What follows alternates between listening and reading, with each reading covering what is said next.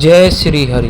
ओम नमो भगवते वासुदेवाय नमः। आज आपको ज्येष्ठ मास के पंचम अध्याय की कथा सुना रहा हूँ। इस कथा में भक्त सबरी की सुंदर कथा आई है।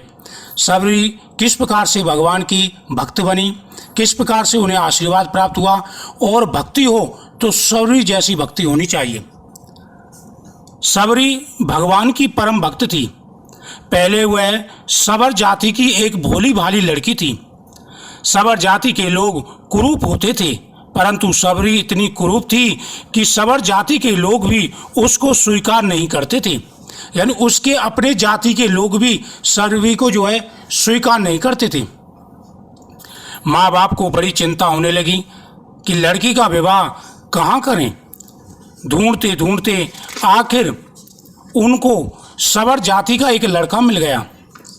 माँ बाप ने रात में सबरी का विवाह करके उसको रात में ही विदा कर दिया। लड़के को कह दिया कि भैया तुम रात रात में ही अपनी स्त्री को ले जाओ। लड़का उसको लेकर रवाना हो गया। आगे आगे लड़का चल रहा था, पीछे पीछे सबरी चल रही थी। चलते चलते वे डंडक वन में आ पहुंचे। वहां सूर्योदय हो गया था। लड़की के मन में आया कि देखूं तो सही मेरी स्त्री कैसी है। उसने पीछे मुड़कर सबरी को देखा। उसकी कुरूपता को देखकर वह डर के मारे वहां से भाग गया कि यह तो कोई डांकड़ है, मेरे को खा जाएगी। अब सबरी बेचारी डंडक वन में अकेली रह गई।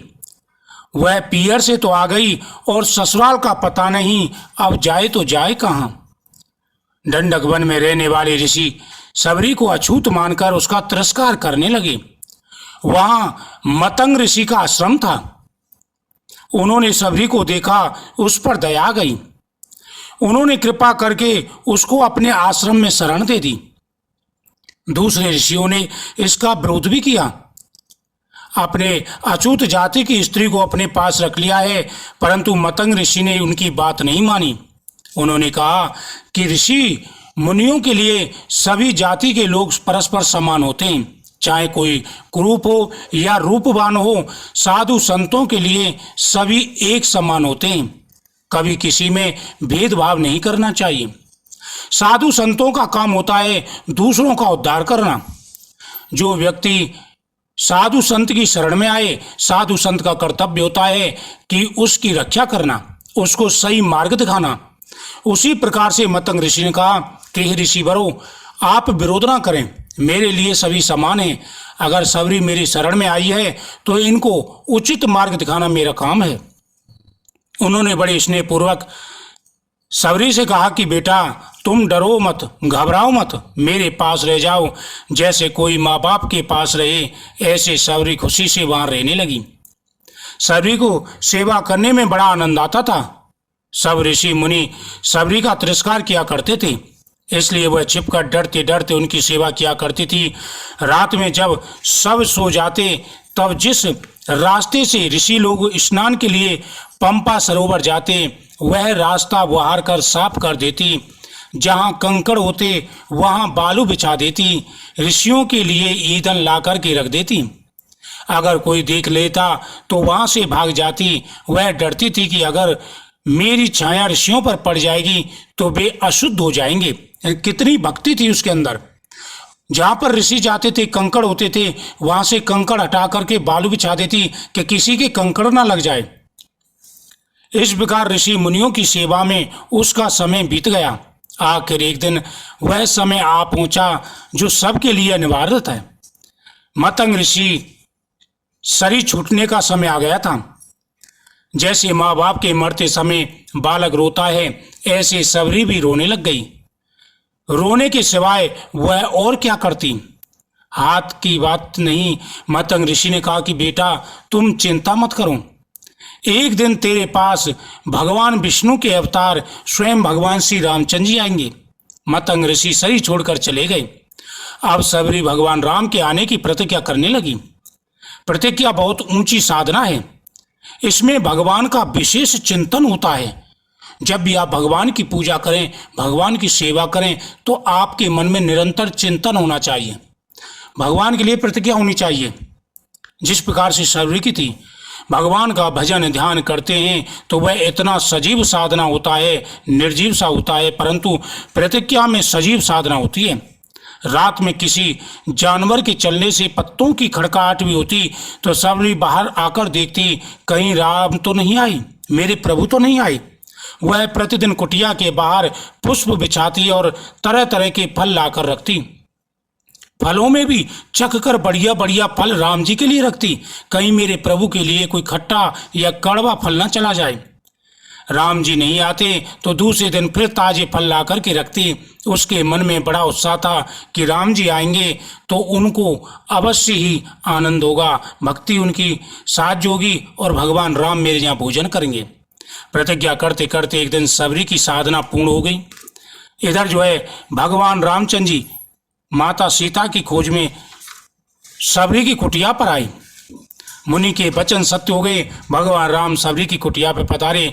सबरी देख राम गृह आए, मुनि के वचन समझ जिय भाए।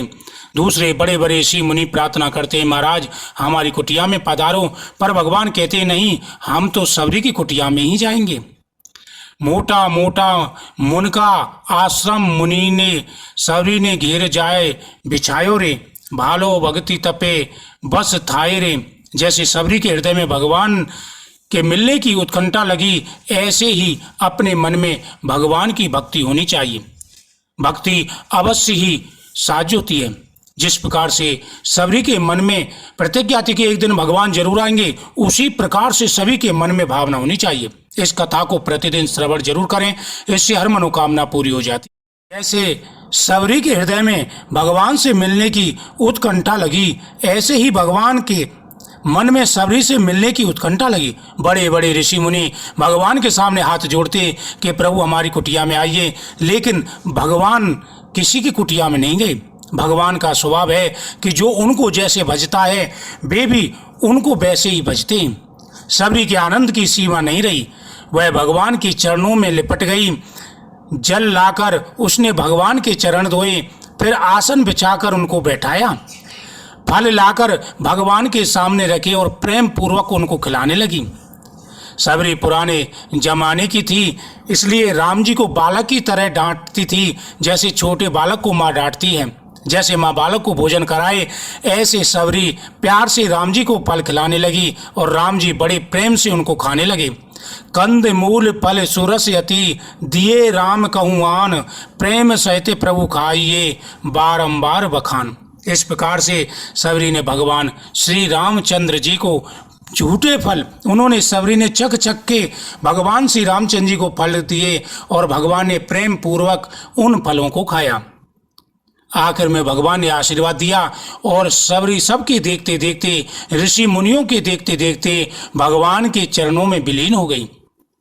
इसी प्रकार से भक्ति होनी चाहिए। भक्ति करो बिना अवमान के करनी चाहिए, दान करो बिना अवमान के करने चाहिए, उसमें कोई भी इच्छा नहीं होनी चाहिए।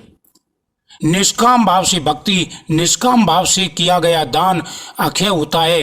दूसरों की आप सहायता करें, किसी से ईर्ष्याबाजी ना करें और प्रतिदिन भगवान के कथाओं का गुणगान करें। आपकी भक्ति सच्ची होगी और भगवान अवश्य ही चमत्कार दिखाएंगे। इस कथा का प्रतिदिन श्रवण करें, इससे आपकी हर मनोकामना पूरी होगी। कमेंट में ओम नमो भगवते वासुदेवाय नमः जरूर लिखें।